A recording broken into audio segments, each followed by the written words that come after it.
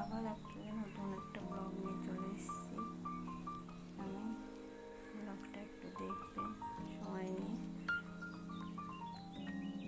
আজকে সকাল 7টার সময় 7টার থেকে ব্লগটা স্টার্ট করছি। 7টায় সকাল ঘুম থেকে উঠে, আজকে বৃহস্পতিবার তাই ঘুম থেকে উঠে সকালে বাসি কাজগুলো সেরে নিলাম। ঘর দৌড়, বৃহস্পতিবার আমি সকালে ঘর দৌড় মুছি, ঘর উঠোন সব মুছি।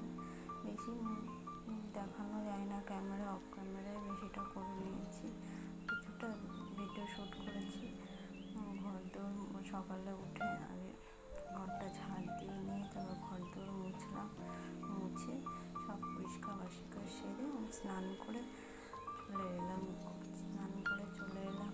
আর সকালে স্নান করার পরে তো আমার একটা অভ্যেস থাকে যে আমি বজরংবলী প্রতিদিনই আমি সকালে স্নান করে বজরংবলী পড়ি, হনুমান চল্লিশাটা পড়ি। আমার এটা হনুমান চল্লিশা সকালে স্নান করে এসে আগে হনুমান চল্লিশাটা পড়ে নিয়ে তারপরে কাজ শুরু করে নিই। এই যে হনুমান চল্লিশাটা পড়া হয়ে গেল, এবার মুখে ময়শ্চারাইজারটা মেখে একটু সিঁদুর পরে নিয়ে এবার আমার রান্নার সমস্ত কাজ শুরু হবে। চা বিস্কুটটা খেয়ে নিলাম। চা বিস্কুট সকালে আমি বেশিরভাগ চা বিস্কুটই খাই। এবার রান্নাঘরে চলে এলাম। এখন 8টা বাজে। ভাত বসিয়ে দিয়েছি, এক পাশে ডাল বসিয়ে দেবো বাবুর জন্য। বাবু 12টায় পড়া থাকে, তাই ভাতটা করে নিয়ে আলু সিদ্ধ দিয়ে তারপরে একটু আলু ভেজে দেবো। তারপরে তো রান্না বাকি আছে। আজকে মাছ নিয়ে এসছে বাজার থেকে, মাছ আবার মাছের মাথাও নিয়ে এসছে, একটু মাছের তেলও নিয়ে এসছে। তাই ভাত করবো, ডাল তো মসুর ডাল করে নিয়েছি। মাছের মাথা দিয়ে একটু মুড়ি ঘন্ট করবো। আর যে কলমি শাক ভাজা বাবু আর মাছের তেল চচ্চড়ি করবো। এটাই আজকে রেসিপি। বাবু যে খেতে দিয়ে দিয়েছি। 11টা বাজে, 11টার সময় খেয়ে নেবে, খেয়ে 12টায় পড়তে যাবে। আমি কলমি শাক ভাজা বসিয়ে দিয়েছি, পেঁয়াজ দিয়ে ভেজে নিচ্ছি। তারপরে একটু মাছের মাথা দিয়ে মুগ ডাল করবো, মাছের মাথা দিয়ে মুড়ি ঘন্টটা করে নেব। তারপর তেল চচ্চড়ি করেছি। সব কিছুই তো ক্যামেরায় দেখানো যায় না, অফ ক্যামেরায় কিছু করা হয়। তারপরে এই কাজের ফাঁকে একটু ফ্রিজটা পরিষ্কার করে নিয়েছি, রান্নাঘরটাও একটু পরিষ্কার করে নিয়েছি। রান্না করতে বাকিটাও করে নিয়েছি।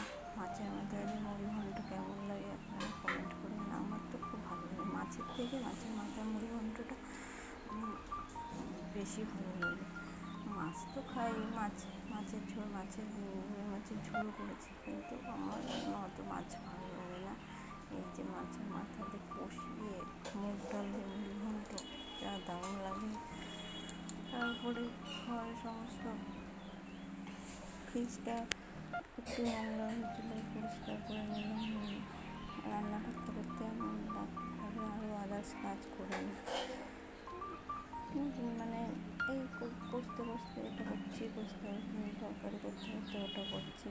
সমস্ত জিনিস তো ক্যামেরায় দেখানো হয় না, কিছুটা অফ ক্যামেরাও করতে হয়। সমস্ত ক্যামেরা আমার এমনি ক্যামেরার এটা ভালো না, তাও তবু চেষ্টা করি একটু ব্লগটা ভালোভাবে করার। এই করছি করতে যে রান্নার মেনু চলে এসছে। রান্না সমস্ত কমপ্লিট। এবার রান্নাঘরটা পরিষ্কার করে নেব। পরিষ্কার করার পরে তারপরে আমার একটু মনে হবে কাজের ছুটি। তারপরে আজকে যা গরম পড়েছে, প্রচুর গরম। রান্না করতে 12:30, এত কিছু রান্না করতে প্রায় 12:30 বেজে গেছে। এবার তাদের রান্নাঘরটা মুছে পরিষ্কার করে আবার একটু স্নান করবো। 1টা পর্যন্ত জল থাকে আমাদের এখানে, টাইম কলের জল।